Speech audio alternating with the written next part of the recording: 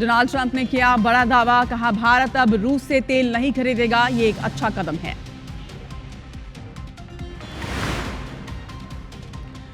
प्रधानमंत्री नरेंद्र मोदी का आज वाराणसी दौरा, 2183 करोड़ की देंगे सौगात, किसान निधि की 20वीं किश्त करेंगे जारी।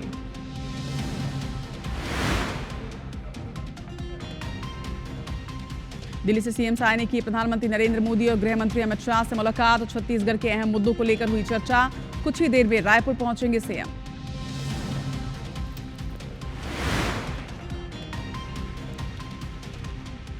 भोपाल में तुलसी जयंती और अलंकरण समारोह का आयोजन, सीएम डॉक्टर मोहन यादव की बड़ी घोषणा, मानस भवन परिसर में बनेगा संग्रहालय।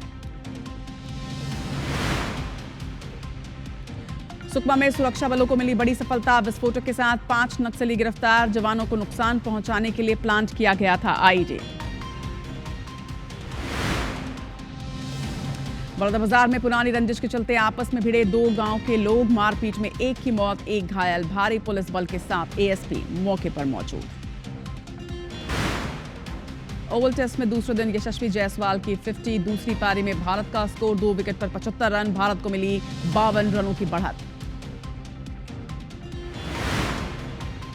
71वें नेशनल फिल्म अवार्ड्स की घोषणा, शाहरुख खान और विक्रांत मैसी को मिला बेस्ट एक्टर का अवार्ड, कटहल फिल्म को बेस्ट फिल्म का पुरस्कार।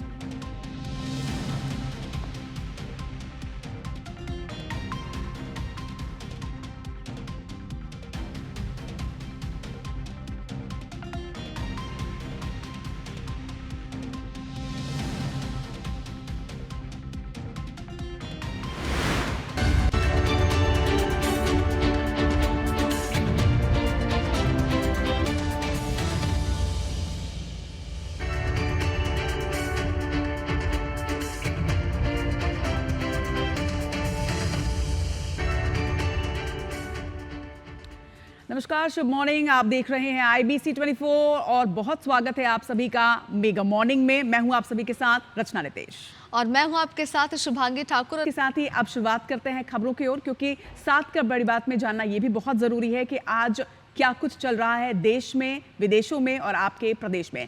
सबसे पहले खबर पुणे से आपको बता देते हैं, जहां पर पुणे की दौड़ में सोशल मीडिया पर एक आपत्तिजनक पोस्ट के बाद तनाव बढ़ गया है। 2 गुटों के बीच में ये लड़ाई हुई है। 2 गुटों की भीड़ ने सड़क पर कई गाड़ियों को आग लगा दी। ये तस्वीरें भी आप देखिए, विवाद के बाद किस तरह से आगजनी की घटना यहां पर हुई है। धार्मिक स्थल पर पथराव किया गया। घटना पुणे से 80 किलोमीटर दूर दौंड के यवत गांव की बताई जा रही है। तनाव को देखते हुए यवत का साप्ताहिक बाजार बंद किया गया। पुलिस ने हालात को काबू पाने के लिए आंसू गैस के गोले भी यहां पर छोड़े हैं। पुलिस के मुताबिक आपत्तिजनक पोस्ट करने वाले युवक को फिलहाल हिरासत में ले लिया गया है।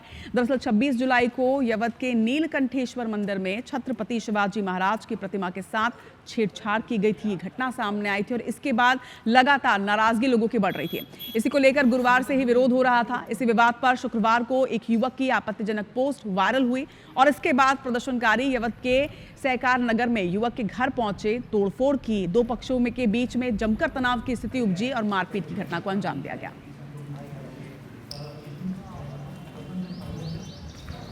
तो एक आपत्तिजनक पोस्ट और सिर्फ एक पोस्ट से कैसे स्थिति तनावपूर्ण स्थिति हो जाती है, ये तस्वीरें आप देखिए। हालांकि इस तनावपूर्ण माहौल के बाद यहां पर बड़ी तादाद में सुरक्षा बलों की तैनाती की गई। छावनी के रूप में ये पूरा एरिया आपको नजर आ रहा है, लेकिन इसके पहले जिस तरह से ना सिर्फ तोड़फोड़ की, आगजनी की गई, बल्कि तनावपूर्ण स्थिति लगातार बनी हुई थी। फिलहाल पुलिस ने यहाँ पर शांति मुहैया कराई। 2 गुटों के बीच हिंसक झड़प की ये तस्वीरें आप देख रहे हैं पुणे के यवत क्षेत्र से, जहां पर साप्ताहिक बाजार को बंद कर दिया गया है। हालात को काबू पाने के लिए फिलहाल आंसू गैस भी छोड़ने पड़े, ये जानकारी सामने आ रही है। फिलहाल भारी पुलिस बल की तैनाती यहां पर की गई है।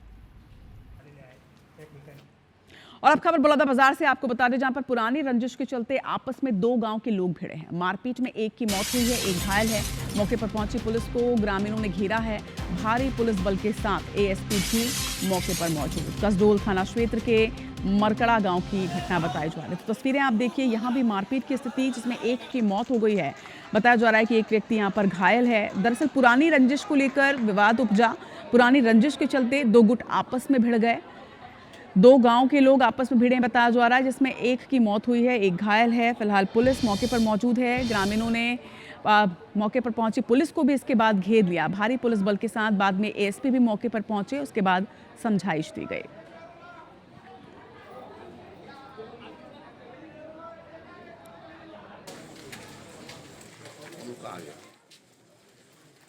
विवाद के समय जब आरोपी को लेके आया तो पीछे जो गाड़ियां थी उनमें कुछ लोगों ने पत्थर मारा जिससे एक आधा कांच टूटा है। अभी उसकी तस्दीक की जा रही है। सर, क्या भीड़ के हमले की भी एफआईआर दर्ज की जाएगी?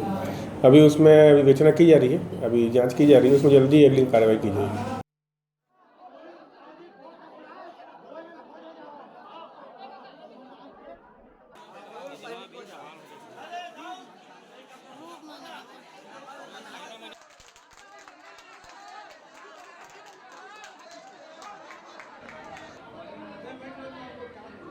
और उज्जैन के बाद अब खबर आपको बिलासपुर से दिखा दे, जहां पर 2 दुकानों में चोरी की घटना सीसीटीवी में कैद हुए। तो लगातार चोर यहां पर सक्रियता के साथ वारदातों को अंजाम दे रहे हैं। इसमें पुलिस कार्रवाई पर भी सवाल खड़े होते हैं। 80,000 नगद के साथ ही चांदी के सिक्के और सामान यहां से पार कर दिया गया। 3 चोरों ने इस पूरी घटना को अंजाम दिया, जो कि सीसीटीवी में भी कैद हुए। ये तस्वीरें आप देखिए, सीसीटीवी फुटेज चोरी का कोतवाली थाना क्षेत्र का ये मामला बताया जा रहा है। एक बार फिर से बिलासपुर में 2 दुकानों को चोरों ने अपना निशाना बनाया। 80,000 रुपए की चोरी के साथ ही चांदी के सिक्के और सामान दुकान से पार कर दिया गया। 3 चोरों ने घटना को अंजाम दिया है। कोतवाली थाना क्षेत्र का ये पूरा मामला बताया जा रहा है।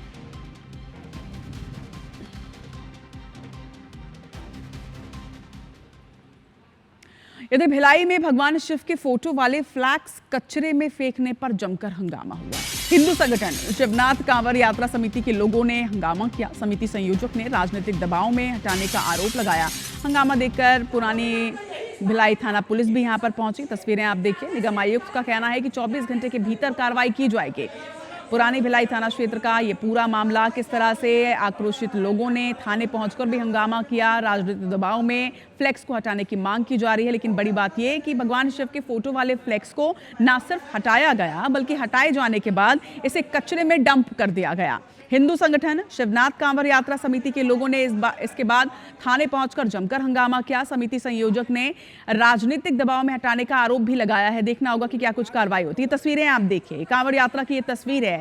लेकिन बड़ी बात ये कि इस तरह से फ्लेक्स में भगवान की तस्वीर छपवाई जाती है और बाद में कभी वो फ्लेक्स जमीन में तो कभी कचड़े के ढेर में इसी तरह से पड़ा नजर आता है। ऐसे में ना सिर्फ जिम्मेदारी निगम की होती है, बल्कि इसके साथ ही जो इन फ्लेक्स को छपवा रहा है, जो इन्हें लगवा रहा है, उसकी भी जिम्मेदारी तय करनी होगी। हालांकि यहाँ पर आरोप लग रहा है समिति संयोजक द्वारा कि राजनीतिक दबाव में इन फ्लेक्स को ना सिर्फ हटाया गया, बल्कि कचड़े में इसे डंप करवाया गया।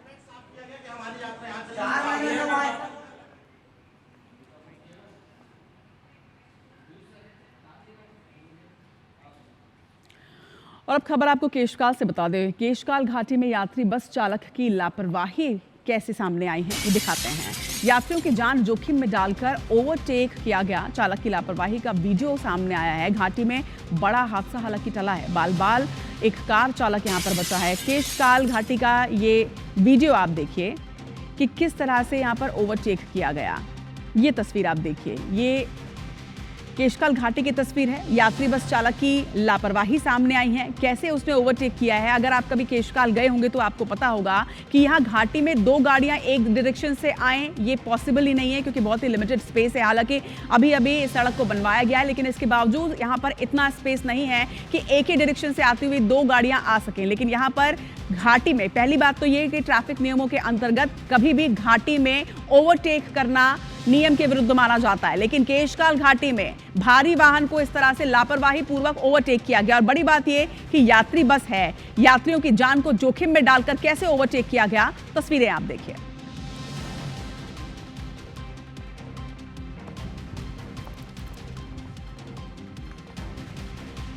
अमेरिका के राष्ट्रपति डोनाल्ड ट्रंप ने भारत के रूस से तेल खरीद को लेकर एक बड़ा बयान दिया। क्या उन्होंने कहा, ये भी आपको बताते हैं। उनका कहना है कि मुझे लगता है कि भारत अब रूस से तेल नहीं खरीदेगा। हालांकि ये सही है या नहीं, मैं इसके बारे में नहीं जानता। अगर ऐसा है तो ये सही कदम है।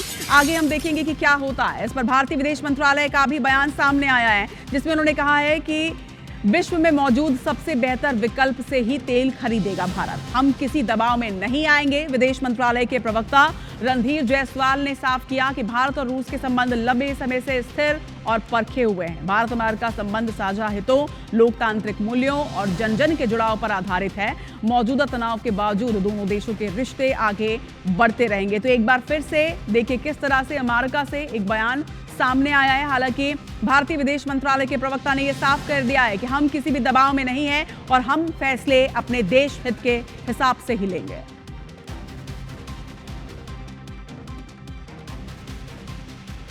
Well, I understand India no longer is going to be buying oil from Russia. That's what I heard. I don't know if that's right or not, but that's a good step. We'll see what happens, okay? देखिए, जहाँ तक ऊर्जा ज़रूरतों की sourcing की बात होती है, उस पर हमारा जो ब्रॉड अप्रोच, मतलब जो हमारा अप्रोच और रवैया है, उससे आप भली भांति अवगत हैं कि जो बाज़ार में, अंतर्राष्ट्रीय बाज़ार में जो तेल मिलता है, किस भाव पे मिलता है, और उस समय या इस समय जो भी वैश्विक माहौल है, इसको लेके हम इस पे निर्णय करते हैं। चलिए बढ़ते हैं आगे। दुष्कर्म के मामले में उम्र कैद की सजा काट रहे नारायण साईं को सूरत जेल से इंदौर लाया गया। इंदौर के कुटुंब न्यायालय में उसकी पत्नी जानकी से तलाक के मामले में पेशी हुई है। इस दौरान दोनों पक्षों के बयान दर्ज किए गए। जानकी ने अदालत में 5 करोड़ रुपए एलिमनी की मांग रखी है। आपको बता दें कि ये केस पिछले कुछ समय से जारी है। अगली सुनवाई अब 4 सितंबर को होगी। गौरतलब है कि नारायण साईं दुष्कर्म के एक मामले में सूरत जेल में उम्र कैद की सजा काट रहा है, जिस पर उसकी कल पेशी हुई। पत्नी जानकी और नारायण साईं दोनों के बयान इस पूरे मामले में दर्ज किए गए हैं और अब 4 सितंबर को अगली सुनवाई होनी है।